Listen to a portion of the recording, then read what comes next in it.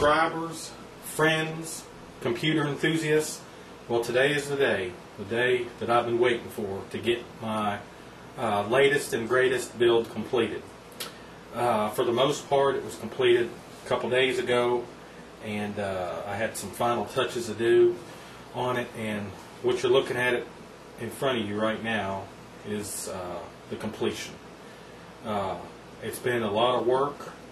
My build went from a Mountain Mods case, the U2 UFO, and it is now resides in the Corsair Obsidian 700D, and of course it's been modified pretty extensively to fit the EVGA classified SR-2, and we've done a couple other little things to it that I wanted done, which makes it easy to operate while you're gaming or whatever you're doing. I'm going to try not to ramble. I'm going to try to get this done in one video. I got 15 minutes, which people tell me 15 minutes is the limit, so that's good. And let's get started. I'm excited, so here we go. First thing you'll note is the SR-2 motherboard is in the 700D case by Corsair, which is a feat within itself. Me and my friend are selling these, and it's soon to be sold on performancepcs.com if you are interested in getting one. If you have an SR-2 and you want something different than a big cube case like the Mountain Mods. So the first thing that's different from the 700D or the 800D for that matter is the window. The window is a fully custom cut window to show the entire motherboard, as you can see from this shot. It doesn't have the funny curved end like the 800D, and it's big enough to show the entire insides of the computer. I also have some vinyl decals, and I've kind of toned it down from my last build. I just have Intel Xeon, the EVGA much can enhance, and physics by NVIDIA, and that is actually placed on the window where there's really not a lot behind it. So I think it was perfect placement for the vinyl. Something else you'll notice is the ECP. I decided that what would be good is to install the ECP on the side, because when I'm sitting in front of my monitor, if you can see, I'll be sitting like right there, I'll be able to see the temperature of my CPU, and I will be able to change the voltage around if I desire. You know, this can change. This adds 0.1 volts to my CPU. That makes all my fans go to 100%, which I don't have that hooked up because I'm using a fan controller. That's the reset the CMOS. There is the power for the computer, and then there's the reset switch with the hard drive indicator as well. And this is another reason I installed it, is right here I can disable and enable my PCI Express lanes, and I have that right now. I have the one that's down, it has my physics card disabled. You'll see when I pull the side off that I actually have 4 GTX480s and then a GT240 1GB for physics alone. Now, it's not working right now. There's a problem, and I'm in the process of getting that fixed. But it's doing something funny, and I'll have a video just on that that shows you my difficulties. But if you look at that, we had to cut into the side panel, and then we used some rubber siding, which makes it look good.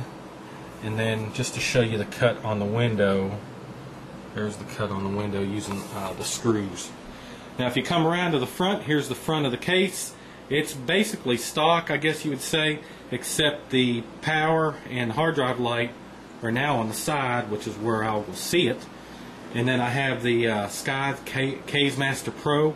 These are the RPMs of my temperature of the inlet fans. That's inlet temperature, that's how warm it is in the room. And then I have my outlet fan RPMs, and then that 42.6, that is system temperature inside the case. And that'll tell me probably the warmest spot in the case is 42.6 C. There you have my ASUS optical drives. And then something else we added was a Vandal switch right there, and it's a green switch, and what it does is it turns on and off my lighting that's inside the case. And you can see there, and I'll go ahead and click the light off, and that's if I'm in a dark room and I'm gaming. I don't want the light to be shining. that is what controls my lights. And then nothing's changed here except for the color of the coolant. I'm using green now. I'm using the Coolant CRM2K3U to cool both X5680s and the 4 GTX480s. Up top, I'm using Xeon fans again. I mean, they just make the most wonderful fans in my opinion. And I have the white fans, I'm sorry, they're black fans with the white LEDs. And that's the one that you see right there. So let's go ahead and get this side panel off. And you'll see, even though the 700D was modified, it keeps 100% functional from the case, like if you would buy it from the store. And so all you do is hit the button in, and you lift it off. And if you can see the little close-up of the hole that was drilled to fit the ECP. Okay, the side panel's taken off. Right there. And the first thing you will notice is that, I guess it stares you right in the face, is down in the bottom. I have the bottom half covered up with the EVGA SR-2, and I have two power supplies down there. I have the the two 1200 watt Mushkin power supplies, and you can't see them at all. So if if it's a warm day and I want to take the side panel off, or if I want to show people, it hides everything down there. Now, I may do a future video giving everyone a sneak peek how I installed them down there, and it looks fine. It's just it's not real easy to get these panels out, so I'll save that for another video. So let's go ahead and get a little closer. Okay, here we go. Of course, you can see the SR-2 motherboard. I'm using the Coolant CPU 360 water blocks.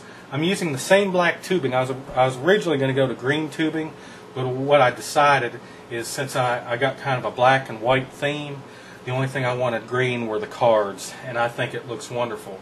For all of you out there that said that I used the rainbow last time, hopefully this is acceptable, because I think it is. I think it looks really good.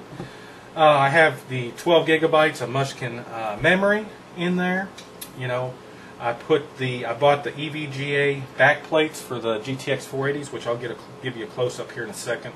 And if you look in here, I'm telling you, it is as clean as it can get. There's no wires hanging anywhere. The wiring that you have to plug up for this motherboard right here, originally I was going to cut a hole up here in the top and run it down, but you know what? I was able to put them underneath all 4, 5. There's 6 cards between here. There's 4 GTX480s, 1 X5, and then there's a GT240 that you can't even see in there because it's covered up. So I have these 3 wires going down through the back into the bottom, into the power supply.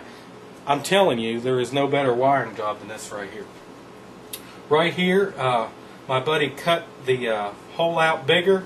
These used to be 2 round holes for your water, and he cut those out to fit all the wiring for the GTX480s. Let's go ahead and get close-ups of this.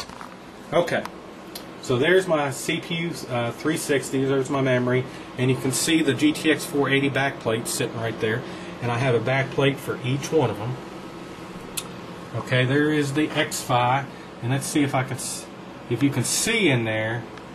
There is a half-height Galaxy GTX480 or 240 or GT240, and right now it's not working like I said, but I'm going to work on it, try to get it working. There is the black. That is the outlet there. I decided to go into the CPUs first, and then to the second CPU, and then down through all the cards, and then out. And I've used the panel barbs for this build instead of the other ones that were hanging in the air. So I fixed the look of that. So these are quick disconnects, and they work really well. There is the bigger hole that my friend Blue Skull cut for me. It's bigger than the normal hole, and I mean, it fits those wires perfectly. I mean, you can see it just fits it perfectly. Here is the ECP that we installed, and you can see it's not hooked to the panel, so you can get the panel on and off as easily as you ever could. And we used some screws here to get the distance right. And so this is all one piece right here, and it's, you know, it's solid as can be. The whole computer shakes if I shake it.